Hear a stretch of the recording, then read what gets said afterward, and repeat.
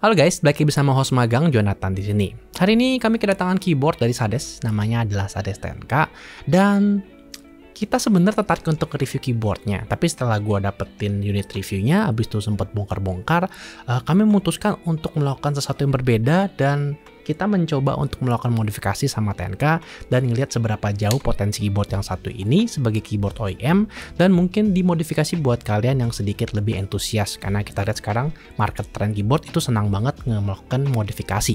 Dan di luar dugaan kita, ternyata 10K ini cocok banget buat kalian yang pengen ngerasain apa itu namanya yang lagi ngetrend banget, gasket mount. Yes, ternyata 10K ini bisa dimodifikasi gasket mount dan caranya nggak terlalu sulit.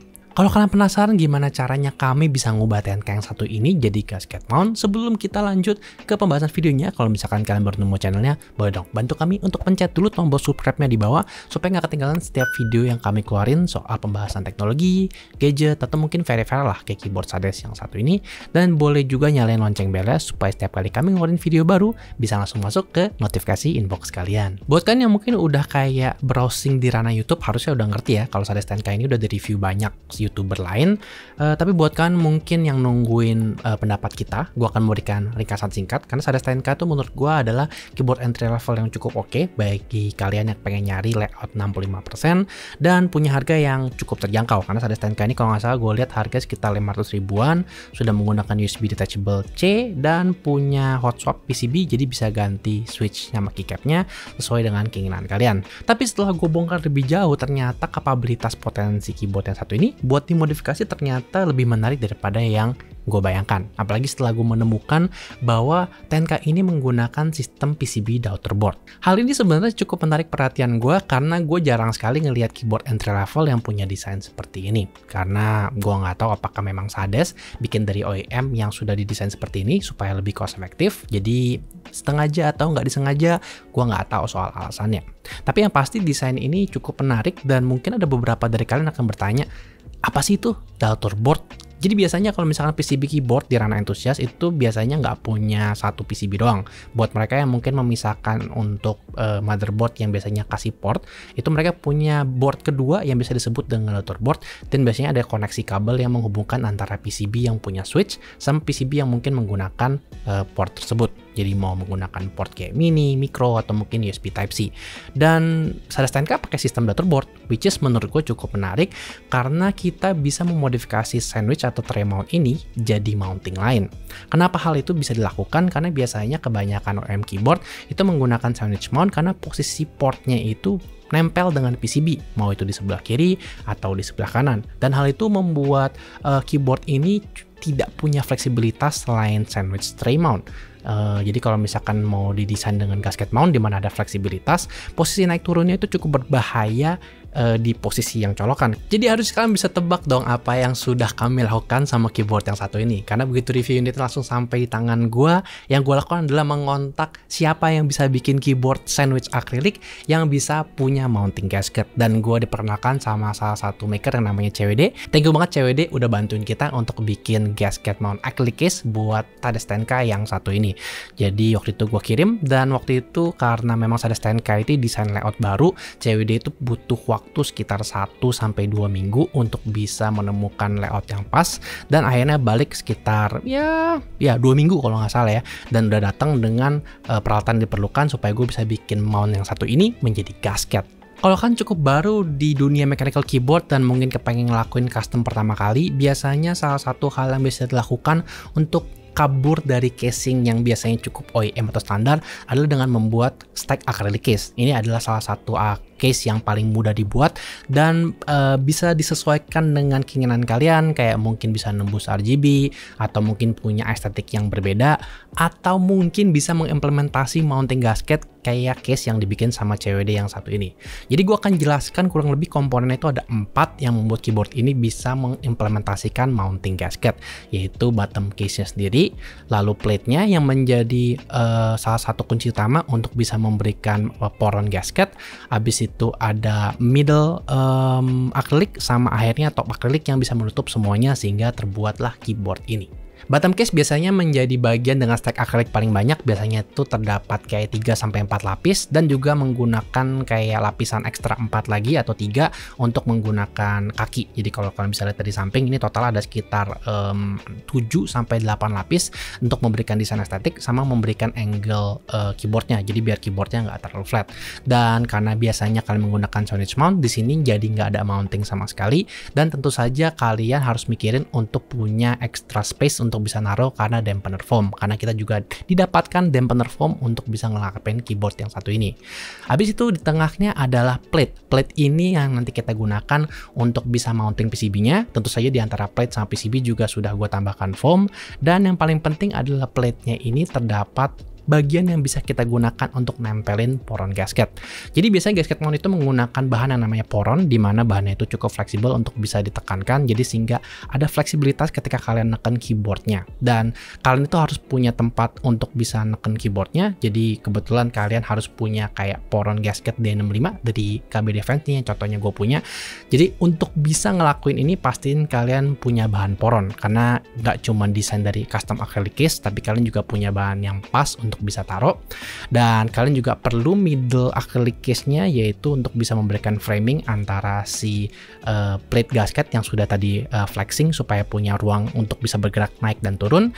Dan setelah ditaruh dari middle case-nya baru ditutup dengan top acrylic case-nya, dan menurut gua warnanya ini bisa dimodifikasi sesuai dengan keinginan kalian.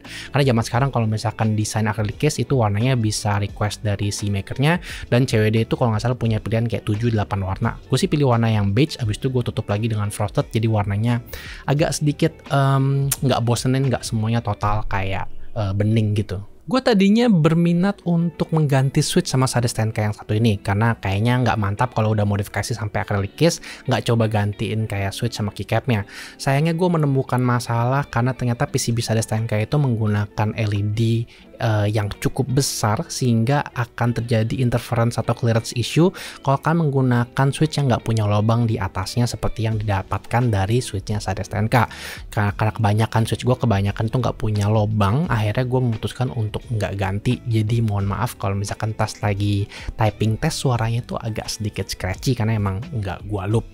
Nah, jadi ini juga salah satu hal yang perlu kalian perhatikan kalau kalian berencana untuk membeli Sades 10K dan untuk membeli switch upgrade, karena switchnya itu penting banget yang punya clearance supaya nanti nggak mentok sama LED switchnya.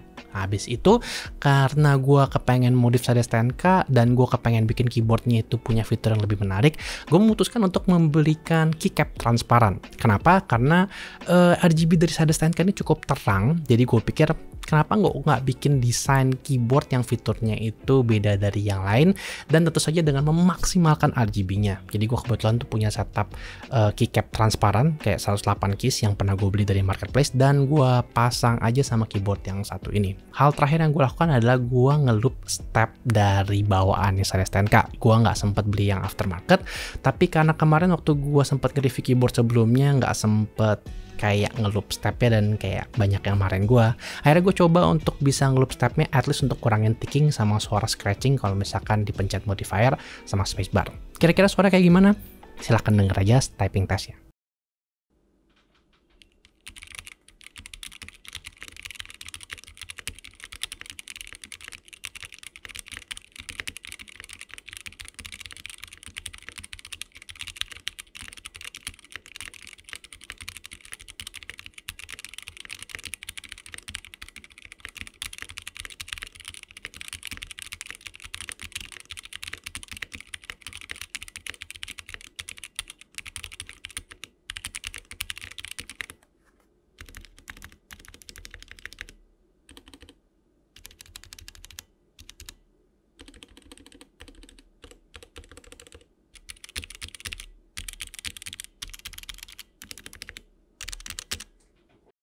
Keyboard udah gue bikin pakai acrylic case, bahkan mountingnya udah pakai gasket. Abis itu gue pakai keycap yang transparan, dan gue udah coba untuk ngeloop stepnya biar suaranya nggak terlalu parah.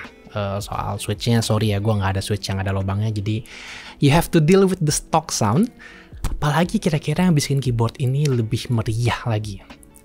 Gimana kalau kalian menggunakan kabel USB-C yang warnanya RGB? Yes, kayak ini satu kabel semuanya itu nyala kayak mungkin micro LED yang biasa kalian lihat penuh dengan RGB. Gue sempet nyari-nyari di toko e-commerce dan akhirnya menemukan ternyata Good Gaming jual Good Gaming jual kabel USB-C yang penuh dengan kabel RGB, dan gue nggak nyaranin kalian beli keyboard yang satu ini sih. Gue cuma pakai supaya tema RGB-nya kena. Tapi kalau kalian tertarik untuk beli keyboardnya, gue akan taruh linknya di bawah. Tapi jangan kaget sama harganya ya. Jadi keyboardnya cukup solid, kabelnya nggak terlalu panjang kayak cuma 1,5 meter. Tapi waktu kalian colok ke PC itu tuh warna RGB-nya terang banget dan nggak bisa kalian atur. Jadi kalau misalkan kalian salah satu orang yang estetiknya suka sama warna RGB, mungkin bisa cobain beli kabel yang satu ini. Setelah gue cangkokkan jantungnya dari Sades 10K pindah ke casing yang satu ini, gue ngerasa typing experience-nya ya bisa dibilang nggak se-bouncy mungkin kayak Keychron Q1 ya, tapi definitely nggak se-stiff kalau kalian menggunakan tray atau sandwich mount, dan gue ngerasa ini upgrade yang cukup menarik dan menurut gue upgrade yang paling reasonable kalau kalian pengen nyobain gasket mount dengan budget yang nggak terlalu banyak, karena bisa bikin casing akrilik kayak gini tuh harganya sekitar 200-300 ribu. Gue akan cantumin di sini harganya berapa ya casing dari CWD, karena waktu itu harganya tuh bisa bervariasi dari casing ke casing, dan gue sih nggak nyaranin kalian untuk pakai kayak keycap transparan atau mungkin kabel yang gue harap kalian nggak jantungan waktu lihat harganya, dan kalian bisa modifikasi dengan keycap yang kalian suka, dan yang penting perhatiin aja soal pemilihan switchnya, karena sayangnya Sades 10K nggak menggunakan LED yang bentuknya kotak dan rata sehingga terjadi interference kalau kalian menggunakan switch yang nggak punya lubang. Itu aja sih menurut gue yang disayangin. Jadi gimana menurut kalian soal modifikasi Sades 10K yang satu ini? Apakah menarik? Apakah kalian pengen lihat kami modifikasi keyboard yang lain? Atau kami harus bahas apa di video selanjutnya? Boleh share semua saran dan juga komentar kalian di kolom komentar di bawah, dan boleh share videonya kalau bermanfaat buat kalian. Kalian juga bisa follow semua sosial media Cranky Tech supaya nggak ketinggalan video terkini dan juga teaser produk menarik lainnya, dan bisa join Discord kita buat obrolan yang jauh lebih dalam. Nama gue Jonathan, dan sampai jumpa di video selanjutnya.